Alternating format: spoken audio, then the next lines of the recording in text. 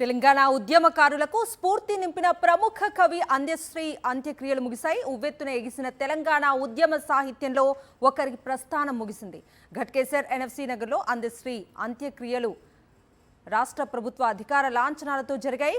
లాలాపేట్ నుంచి తార్నాక ఉప్పల్ మీదుగా అందశ్రీ అంతిమ యాత్ర కొనసాగింది.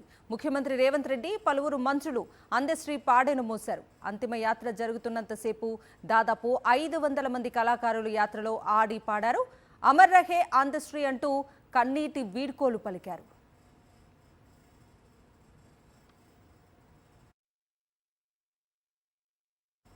తెలంగాణ సాహితీకారుడు అందశ్రీ జ్ఞాపకార్థం ఆయన అంత్యక్రియలు జరిగిన ప్రదేశాన్ని స్మృతి వనంగా తీర్చిదిద్దుతామని ముఖ్యమంత్రి రేవంత్ రెడ్డి ప్రకటించారు. అంత్యక్రియలు ముగిశాక సీఎం మీడియాతో మాట్లాడుతూ జయ జయ హే తెలంగాణ గీతాన్ని పాఠ్య పుస్తకాల్లో చేర్చుతామన్నారు. అలాగే అందశ్రీ కుటుంబంలోని ఒకరికి ప్రభుత్వ ఉద్యోగం ఇస్తామని రేవంత్ రెడ్డి ప్రకటించారు.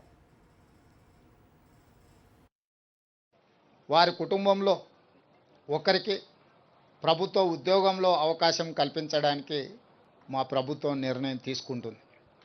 ఎందుకంటే జీవితాంతం నిస్వార్థంగా సర్వం ఒడ్డి తన రక్తాన్ని చెమటగా మార్చి తన గళాన్ని ఈ తెలంగాణకే అంకితం చేసి, అలాంటి కుటుంబం ఆర్థికంగా ఎన్ని సమస్యలు ఎదుర్కొంటుందో నాకు తెలుసు. కాబట్టి ఈనాడు వారి కుటుంబంలో ఉద్యోగం ఇవ్వాలని, దీని ఒక స్మృతి వనంగా తీర్చిదిద్దాలని జయ జయ హే తెలంగాణ గానాన్ని పాఠ్యాంశంగా మార్చి వారి స్ఫూర్తిని ఎల్లకాలం, ఈ తెలంగాణ ఉన్నంతకాలం తెలంగాణ రాష్ట్ర సాధనలో అందశ్రీ గారు పోషించిన పాత్రను శాశ్వతం చేయడమే కాకుండా వారి జీవితకాలం రచించిన రచనలను ఒక పుస్తక రూపంలో వారు రచించడం జరిగింది.